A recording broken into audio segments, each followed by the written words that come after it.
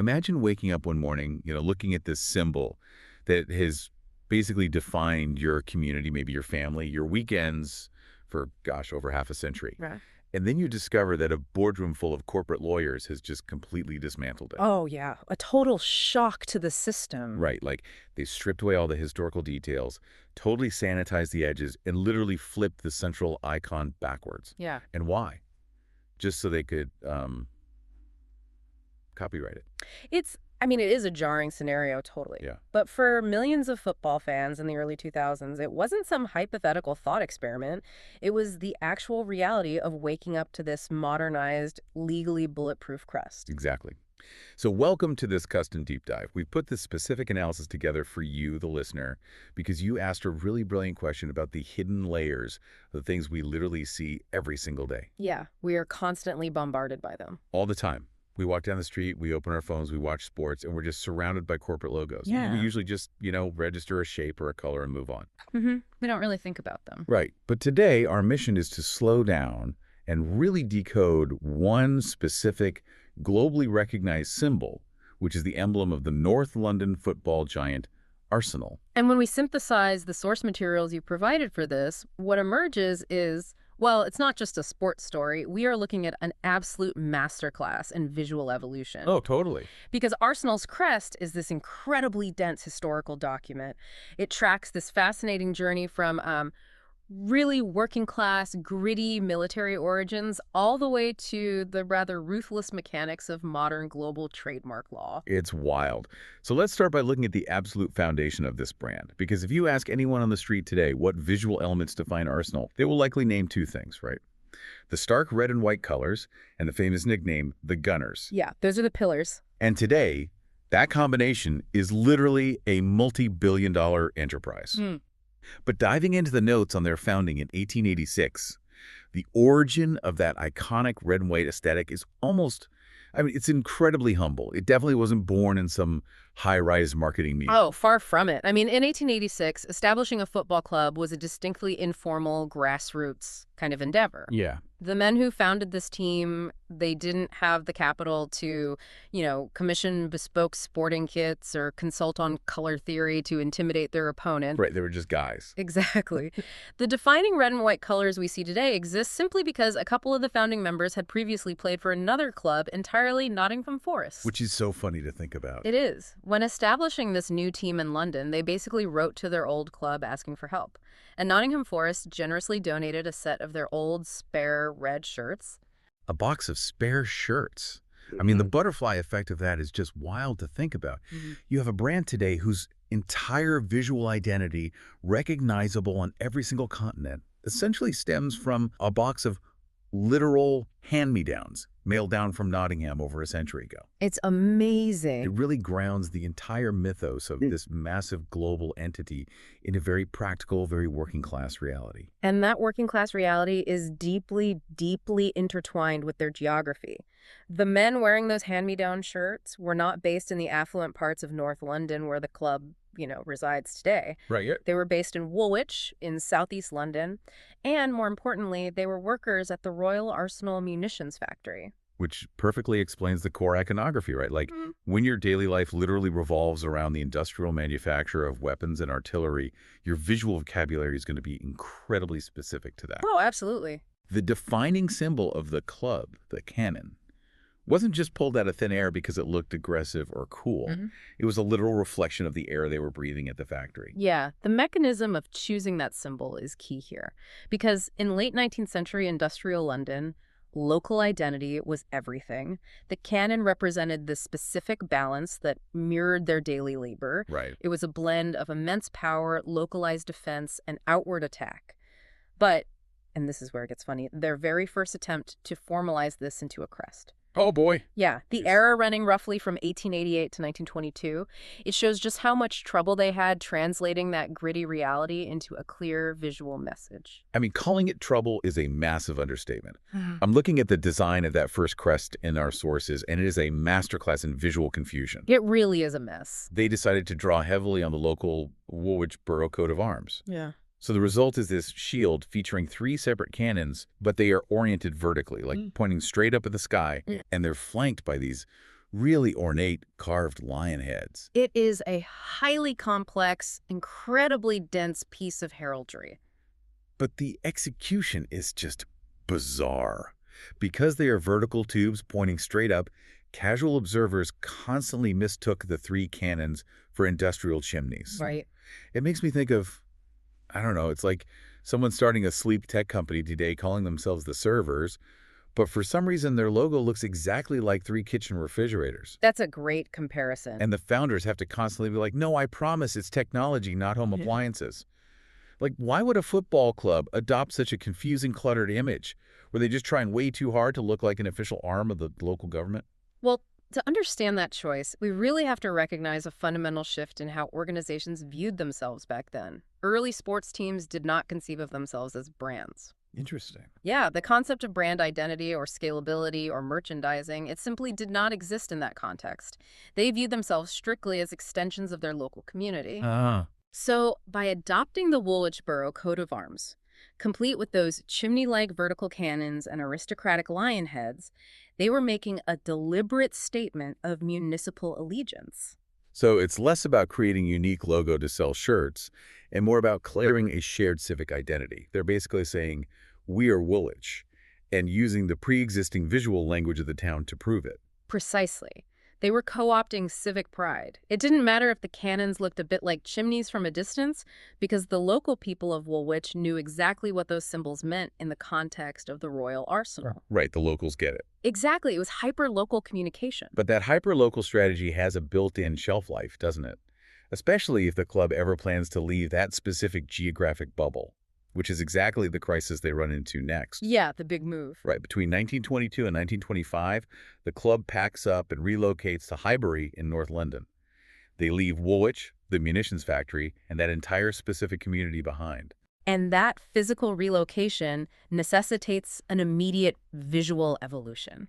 I mean, you can no longer logically wear the coat of arms of a Southeast London borough when you are playing your matches miles away in North London. Yeah, that makes no sense. The geographic tie was completely severed, which forced the club's administration to drastically streamline their identity. And this is where we see the birth of the single cannon. They drop the complex shield, they drop those weird lion heads, and they distill the entire chaotic borough crest down to one clean, recognizable weapon. Mm-hmm. And in the 1922 iteration, this new singular cannon is pointing east. It's a massive conceptual leap. They transition from adopting a piece of public heraldry to creating an independent icon. A single cannon is legible from a distance. It's memorable. I understand the simplification for sure, but I have to pause here and ask about the timeline because it feels, I don't know, a bit erratic. How so? Well, in 1922, they moved to Highbury, they simplified down to a single cannon, and they pointed east. But then, just 3 years later, in 1925, they suddenly flipped the cannon to point west. And at the exact same time, they officially incorporate the Gunner's nickname directly into the design. Is there some deep psychological strategy behind which way a cannon points? Or is this just a young organization experimenting in real time, essentially throwing things at the wall to see what looks good on a piece of letterhead? The sources suggest it leans heavily toward the latter. Really? Just winging it. Pretty much. Yeah. There is no grand, documented philosophical treatise on why West is superior to East in 1925, but the very act of that restless experimentation is what's important here. Okay, boy. Because it signals an organization that is waking up to the power of deliberate visual communication. By flipping the cannon and permanently appending the text, the gunners, next to it, they are actively trying to lock in a coherent, reproducible identity. They are transitioning from merely having a symbol to actively managing a brand. And if we were talking about actively managing a brand, that restless experimentation leads to one of the most surprising detours in the entire timeline. Oh, the 1930s. Yes. We hit the 1930s. The club is under the management of Herbert Chapman, who is historically regarded as a total visionary. And suddenly, the visual identity takes a sharp left turn away from anything resembling a weapon or a coat of arms. We enter the Art Deco era. This is a fascinating period that proves just how much the club wanted to align itself with the future. It's such an aesthetic shock. I mean, you go from gritty munitions factories and literal cannons Yeah. to this highly stylized geometric logo featuring these tightly interlocking letters A and C, presumably for Arsenal Club. Mm-hmm. If you look at this design without knowing the context, it doesn't scream working-class football. It looks like the hood ornament of a luxury 1930s automobile, or maybe the typography on the side of a glamorous ocean liner. Well, the visual language of Art Deco in the 1930s communicated a very specific set of values. It meant speed, modernization, industry, and sophistication. Okay. Herbert Chapman was a pioneer who understood that a football club could be more than just a weekend distraction. It could be a modern metropolitan institution. So changing the typography to something that sleek wasn't just like an aesthetic whim. It was a psychological signal to the public. Exactly the mechanism at play.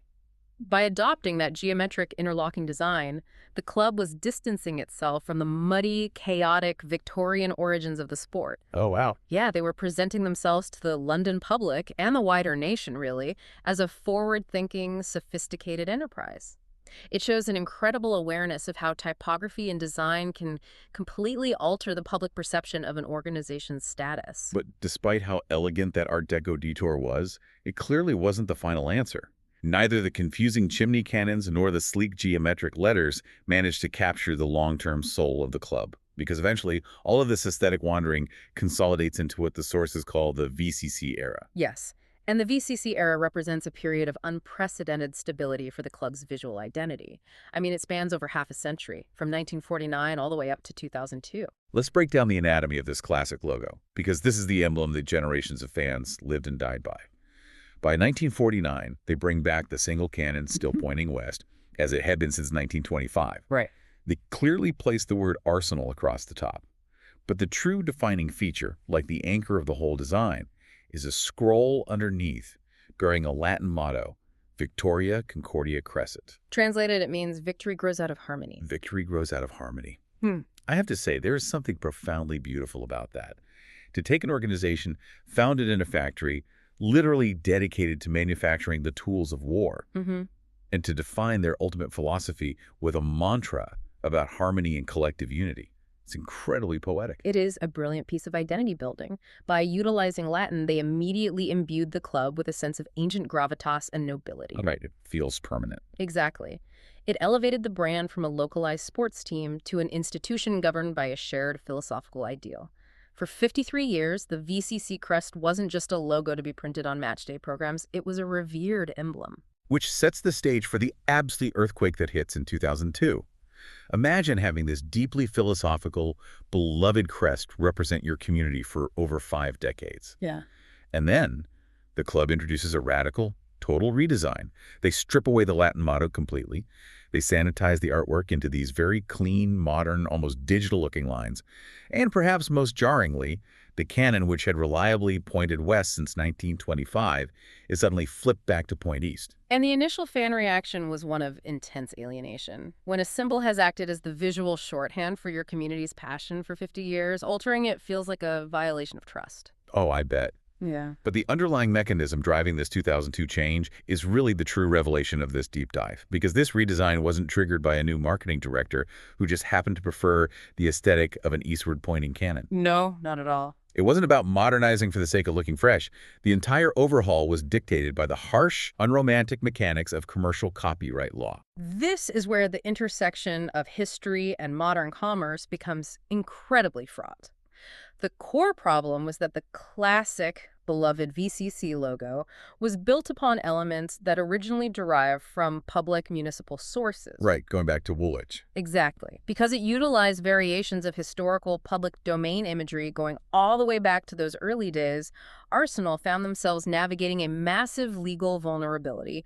Under modern intellectual property law, they could not claim exclusive, watertight copyright over their own crest. Walk me through how that actually hurts the club in a practical sense. I mean, if a symbol has historical roots, why does a football team need exclusive ownership over it? What is the tangible threat? The tangible threat is the global bootleg market. In the modern era of sports broadcasting, where matches are televised internationally and merchandise is shipped globally, a club's crest is its primary financial asset. Okay, sure. If your logo contains public domain elements that you cannot legally trademark, it means any independent vendor anywhere in the world can legally manufacture and sell shirts, hats, and scarves bearing a remarkably similar or even identical crest. Oh, wow.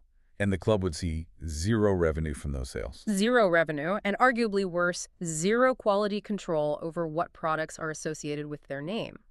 The club's administration realized that as they grew into a multi-billion-dollar entity, their entire financial foundation was sitting on legally porous ground. That is terrifying for a business. It is. You cannot secure massive international sponsorships or maximize your merchandising revenue if you don't possess exclusive ownership of your own intellectual property. So they were essentially forced into a corner. They were. To survive in the fiercely competitive landscape of modern global commerce, they had to create a brand asset that was 100% distinct, 100% original, and therefore entirely ownable in a court of law. I understand the financial mechanism there, I really do. But as someone who loves the history of these things, it just feels like a tragedy. Yeah, it's tough. They literally traded a beautiful philosophical mantra, victory grows out of harmony, for a trademark lawyer's dream. They sacrificed the Latin, they sterilized the artwork, and they flipped the canon just to ensure that copyright paperwork cleared. Is this just the ultimate depressing example of modern corporate reality stripping all the poetry and romance out of a community's history? Well, it is entirely valid to mourn the loss of that romance. It does feel sterile when viewed through the lens of community heritage. Oh. However, Yeah. if we look at the socioeconomic reality of the 21st century, it was a vital evolutionary step. An organization of that scale simply cannot fund world-class facilities, Yeah. compete globally, or ensure its own long-term survival if it operates like an open-source charity. Fair point. The eastward flip of the canon was a calculated legal reset.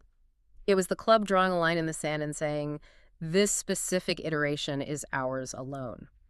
It was the cold mechanics of international commerce prioritizing institutional survival over nostalgic aesthetics. It is a stark trade-off.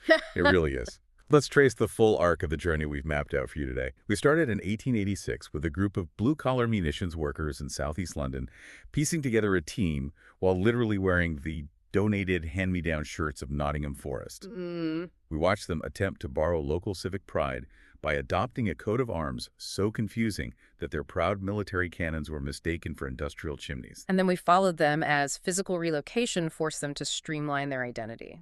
We saw the restless experimentation from the sleek, forward-looking Art Deco typography in the 1930s to the establishment of the deeply philosophical VCC era, Right.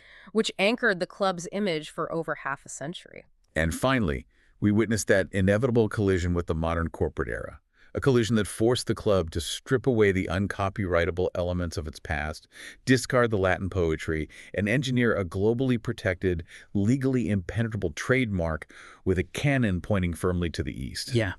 It just proves that what we dismiss as a simple graphic on our television screen is actually a living record of shifting cultural and economic forces. Which leaves us with a rather profound tension to consider. If a historical organization's identity is originally forged from shared public community symbols like a borough's coat of arms or universally understood local philosophy, but modern economic survival demands that those symbols be scrubbed, modernized, and legally locked down. Who actually owns the legacy of the club? Exactly. Does the true spirit of the emblem still belong to the working class community who birthed those symbols in the first place? Or does history ultimately belong to the corporation that holds the copyright today? Man, that is a phenomenal question, and definitely something to mull over the next time you're scrolling through your phone or watching a match. We want to thank you for joining us on this custom deep dive. We hope that the next time a sports crest or a corporate logo catches your eye, you'll look just a little bit closer and wonder what kind of hidden histories or cutthroat legal battles are hiding right there in plain sight.